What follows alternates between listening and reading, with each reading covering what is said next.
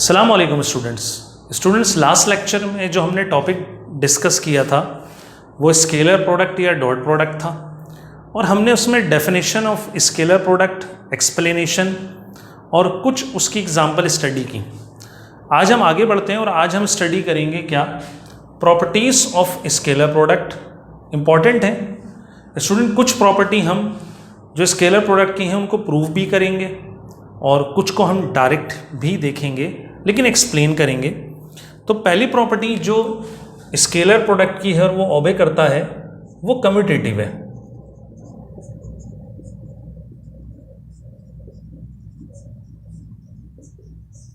Commutative property या commutative law of dot product भी students को कहा जाता है।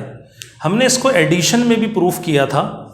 कम्यूटेटिव का मतलब होता है कि अगर आप दो वेक्टर को, अब क्योंकि डॉट की है तो हम इसको लिख सकते हैं commutative property of dot product, लेकिन हमने मेन हेडिंग डाली हुई है तो हमें दोबारा लिखने की ज़रूरत नहीं है। मतलब अगर दो वेक्टर को ए और बी को डॉट से मल्टीप्लाई किया जाए या इनके ऑर्डर को रिवर्स कर दिया जाए, बी डॉट ए किया जाए, तो इनके रिजल्ट पर कोई फर्क नहीं पड़ता। मतलब कि मल्टीप्लिकेशन जो है दो वेक्टर की डॉट में स्टूडेंट्स, ठीक है, क्योंकि एक टॉपिक हम आगे भी पढ़ेंगे तो उनको मिक्स नहीं कीजिएगा। अभी हम सिर्फ जस्ट किसकी बात कर रहे हैं, डॉट प्रोडक्ट या स्केलर प्रोडक्ट की। तो डॉट या स्केलर प्रोडक्ट में अगर ऑर्डर ए डॉट बी हो या ऑर्डर बी डॉट ए हो, रिजल्ट दोनों का क्या निकलता है, सेम निकलता है। मतलब ये मल्टीप्लिकेशन इररिस्पेक्टिव ऑफ ऑर्डर होती है, रिजल्ट आपको सेम देती है और इसी को हम कम्यूटेटिव लॉ बोलते हैं। क्योंकि मल्टीप्लिकेशन का है, डॉट का है, तो ये कहलाएगा multiplication, commutative law for dot product. इसी तरह दूसरी जो प्रॉपर्टी है, और इस प्रॉपर्टी को स्टूडेंट्स हम आगे प्रूव भी करेंगे, दूसरी प्रॉपर्टी हम पढ़ेंगे डिस्ट्रीब्यूटिव प्रॉपर्टी।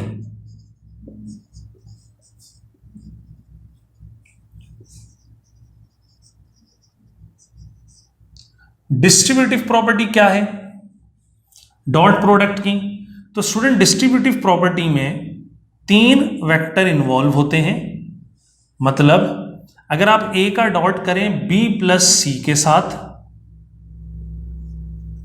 तो इसका आंसर कैसा आता है, बिल्कुल ऐसे मल्टीप्लिकेशन होती है स्टूडेंट जैसे कॉमन नंबर्स आप मल्टीप्लाई करते हैं। पहले आप ए का डॉट करेंगे बी से तो रिजल्ट होगा ए डॉट बी, फिर प्लस प्लस प्लस और ये हो जाएगा ए डॉट सी। तो स्टूडेंट्स इस प्रॉपर्टी को हम क्या बोलते हैं, डिस्ट्रीब्यूटिव प्रॉपर्टी बोलते हैं। नेक्स्ट कुछ और प्रॉपर्टी हैं, जैसे इन प्रॉपर्टीज को हम एंगल के रिस्पेक्ट से बनाते हैं। तो पहले मैं आपको ये बताता हूं कि अब आगे जो कुछ प्रॉपर्टी हैं वो हम कैसे फॉर्म करेंगे। अगर आपको दो वेक्टर के डॉट का फॉर्मूला याद हो तो लास्ट टाइम हमने जो फॉर्मूला लिखा था वो लिखा था A dot B is equals to A B cos theta. अगर आप इस फॉर्मूले को गौर से देखें स्टूडेंट्स तो इस फॉर्मूले में तीन टर्म्स मौजूद हैं, एक मैग्नीट्यूड ऑफ ए, एक मैग्नीट्यूड ऑफ बी और एक angle between these two vectors A and B. तो हम जो आगे प्रॉपर्टी फॉर्म करेंगे वो इन्हीं तीनों को चेंज करके करेंगे। मतलब कभी हम ए की वैल्यू को चेंज करेंगे, कभी बी की, और कभी एंगल को चेंज करके देखेंगे कि कुछ फिक्स एंगल पर और फिक्स मैग्नीट्यूड्स के ऊपर ए डॉट बी का रिजल्ट क्या होता है। फिक्स एंगल की अगर बात करें तो पहला एंगल हम लेंगे if vectors A and B are parallel. अगर vectors A and B parallel हो, पैरेलल जब आ जाए तो स्टूडेंट इस चैप्टर में मैंने स्टार्ट में ही आपको बताया था एंगल कितना होगा, 0 डिग्री होगा। या ऐसे भी कहा जा सकता है if vectors A and B have angle is equals to 0 degree, या if the angle between the vectors is 0 degree, ऐसे भी कहा जा सकता है। तो मतलब अगर 0 डिग्री एंगल बनाया जाए तो वेक्टर्स फिर कैसे होंगे, वेक्टर्स कुछ इस तरह होंगे, ए और बी ये दोनों पैरेलल होंगे और जब ये इंटरसेक्ट करेंगे ही नहीं तो स्टूडेंट इनके दरमियान कोई एंगल भी फॉर्म नहीं होगा। तो अगर एंगल 0 हो तो अब हम देखते हैं डॉट का रिजल्ट क्या निकलता है। तो स्टूडेंट्स डॉट जो होता है वो होता है ए बी कॉस थीटा। अब हम जानते हैं ए और बी तो मैग्नीट्यूड है, इनको हमने चेंज ही नहीं किया। कॉस एंगल 0 डिग्री, अगर आप कैलकुलेटर यूज करें तो कॉस 0 डिग्री कैलकुलेटर आपको दिखाएगा 1। तो स्टूडेंट ये ए बी मल्टीप्लाई होगा 1 से, तो रिजल्ट क्या जनरेट होगा, रिजल्ट जनरेट होगा आपके पास ए बी। तो ए डॉट बी का जो रिजल्ट होता है वो किसके इक्वल होता है स्टूडेंट्स, वो इक्वल होता है ए बी। मतलब अगर दो वेक्टर पैरेलल हो तो समझ में ये आया कॉस वाला जो फैक्टर है वो रिमूव हो जाएगा और जो रिजल्ट है वो जस्ट प्रोडक्ट होगा किस किस का, magnitude of A and magnitude of B का। अब हम एक और स्टैंडर्ड एंगल लेते हैं, या हम पहले इसी प्रॉपर्टी को थोड़ा सा और चेंज करते हैं, एक वर्ड और ऐड करके हम एक और प्रॉपर्टी जनरेट करते हैं, जैसे if vectors A and B are parallel means angle कितना होगा स्टूडेंट्स 0 डिग्री। और एक चीज और ऐड करता हूं, and magnitude of A is equals to magnitude of B. मतलब पूरी प्रॉपर्टी वही है प्रॉपर्टी 3, लेकिन बस एक चीज ऐड की, अब मैग्नीट्यूड मैंने इक्वल कर दिए। तो स्टूडेंट्स अब देखते हैं, यहां मैग्नीट्यूड इक्वल नहीं होंगे, तो आपको ऐसा ना लगे कि मैग्नीट्यूड इक्वल है, मैं थोड़ा सा एक वेक्टर बड़ा कर देता हूं। अब यहां पर वेक्टर कैसे होंगे, यहां पर इनकी डायरेक्शन भी सेम है और मैग्नीट्यूड भी इक्वल है, तो कुछ वेक्टर ये ऐसे होंगे। और अगर आपको याद आ रहा हो कुछ स्टूडेंट्स, तो हमने एक डेफिनेशन पढ़ी थी इक्वल वेक्टर्स की, जब दो वेक्टर की डायरेक्शन सेम हो और मैग्नीट्यूड भी सेम हो तो वो दोनों इक्वल वेक्टर होते हैं। तो इन शॉर्ट ये हमारे पास जो केस है ये इक्वल वेक्टर का केस है।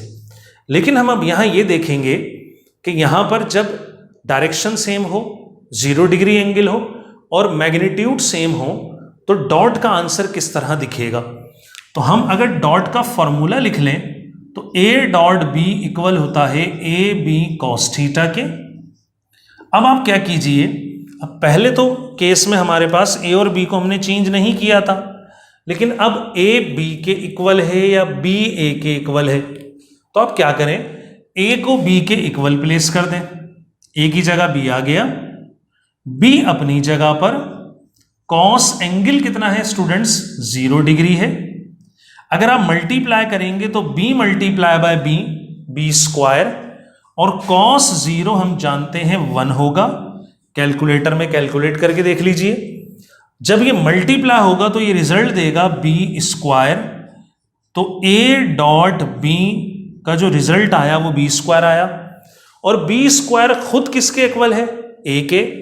तो आप इस रिजल्ट को ऐसे भी लिख सकते हैं, या A dot B equal to A square ऐसे भी लिख सकते हैं। इन दोनों का स्टूडेंट्स एक ही मतलब है, क्योंकि ए और बी दोनों इक्वल हैं। मतलब अगर दो वेक्टर इक्वल वेक्टर हो, मतलब दूसरे लफ्जों में पैरेलल हो या डायरेक्शन सेम हो और दोनों का मैग्नीट्यूड भी सेम हो, तो डॉट का आंसर कहां आके रुकता है स्टूडेंट्स, डॉट का आंसर किसी भी एक वेक्टर, आप बोल सकते हैं ईदर ऑफ वेक्टर के मैग्नीट्यूड के स्क्वायर के इक्वल आता है। मतलब जो डॉट का आंसर होगा या तो वो A square magnitude of vector B का स्क्वायर होगा या मैग्नीट्यूड ऑफ वेक्टर ए का स्क्वायर होगा। ठीक, आगे बढ़ते हैं, कुछ और प्रॉपर्टी देखते हैं, वो भी एंगल से रिलेट करती हैं। और अगली प्रॉपर्टी जो कि प्रॉपर्टी नंबर 5 है,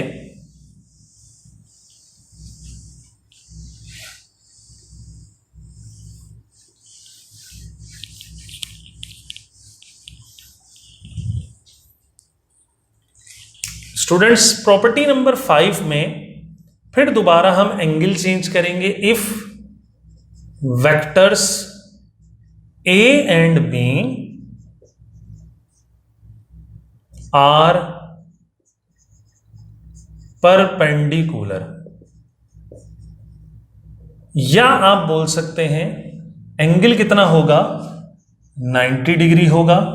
और स्टूडेंट परपेंडिकुलर के लिए एक और वर्ड भी यूज किया जाता है नॉर्मल, तो आप इसको भी याद रखिएगा नॉर्मल।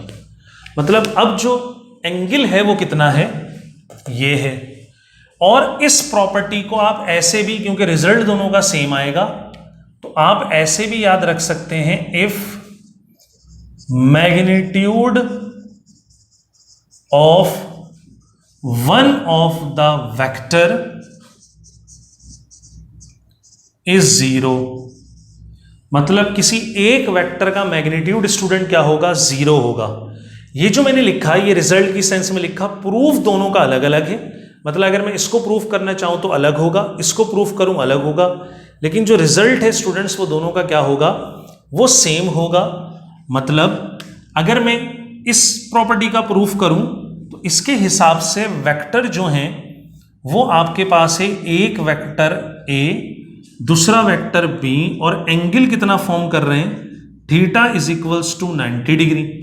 तो हम इस एंगल की बेस पे देखते हैं कि डॉट का रिजल्ट क्या होगा। तो ए डॉट बी इक्वल होगा ए बी कॉस थीटा, और ए बी कॉस एंगल कितना है 90 degree, A B cos 90। Student अगर आप कैलकुलेटर में कैलकुलेट करें तो ये 0 होता है, और हम जानते हैं समथिंग मल्टीप्लाई बाय 0 क्या रिजल्ट देती है, आपको 0 रिजल्ट देती है।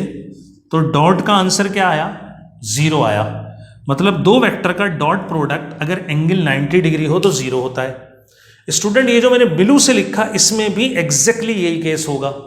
मतलब किसी एक वेक्टर का मैग्नीट्यूड अगर 0 हो तो रिजल्ट उसका भी क्या होगा, 0 होगा।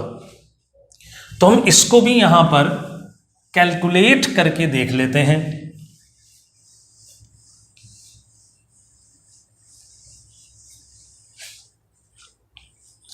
जैसे स्टूडेंट अगर मैं इस बात को प्रूफ करूं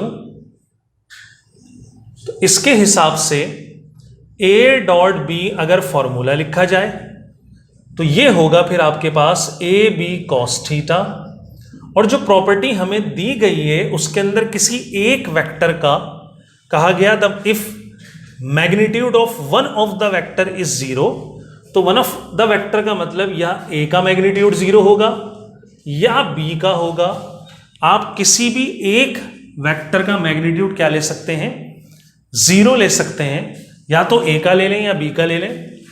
तो हम दोनों में से किसी एक वेक्टर के मैग्नीट्यूड को 0 पुट कर देते हैं। मैंने ए को कर दिया 0, बी कॉस थीटा अपनी जगह। आप दोबारा देख सकते हैं स्टूडेंट कि समथिंग मल्टीप्लाई बाय 0 क्या रिजल्ट देगी, आपको 0 रिजल्ट देगी।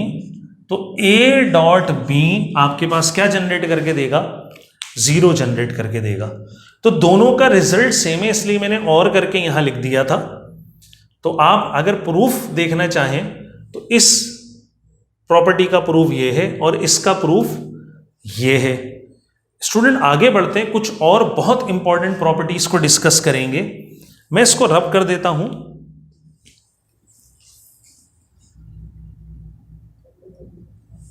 और प्रॉपर्टी नंबर 6 की तरफ हम बढ़ते हैं, और ये प्रॉपर्टी एमसीक्यूज में एग्जामिनेशन में पूछ ली जाती हैं बहुत ज्यादा, और ये रिलेट करती हैं प्रॉपर्टीज रेक्टेंगुलर यूनिट वेक्टर्स के साथ।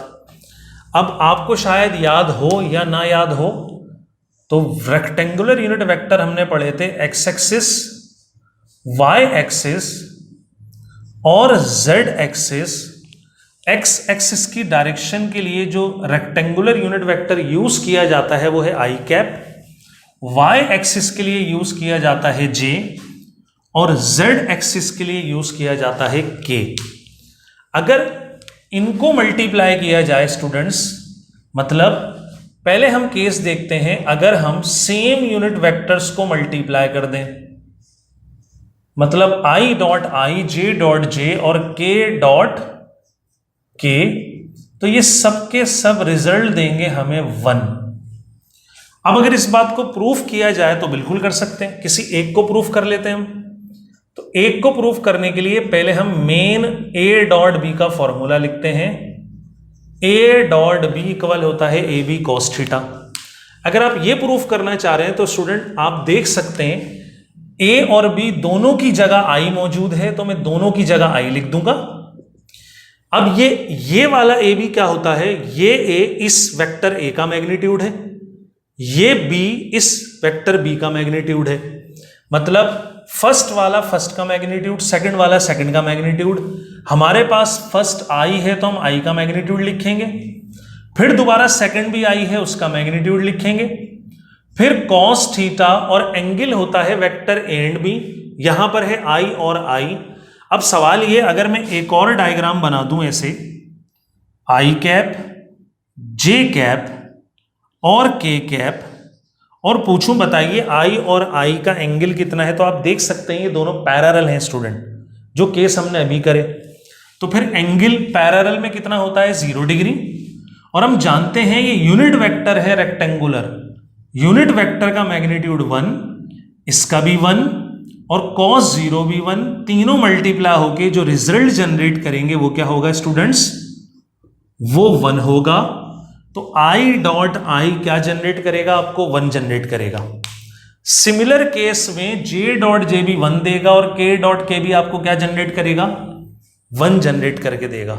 तो स्टूडेंट याद रखिएगा, सेम रेक्टेंगुलर यूनिट वेक्टर का डॉट आपको 1 जनरेट करके देता है।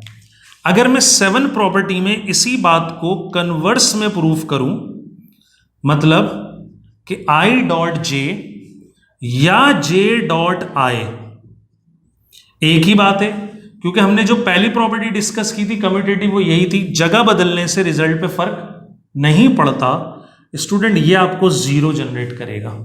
या और भी केस हो सकते हैं इसके, जे डॉट के या के डॉट जे, ये भी 0 होगा, या के डॉट आई या आई कैप डॉट के कैप, ये भी आपको क्या जनरेट करेगा, 0 जनरेट करेगा।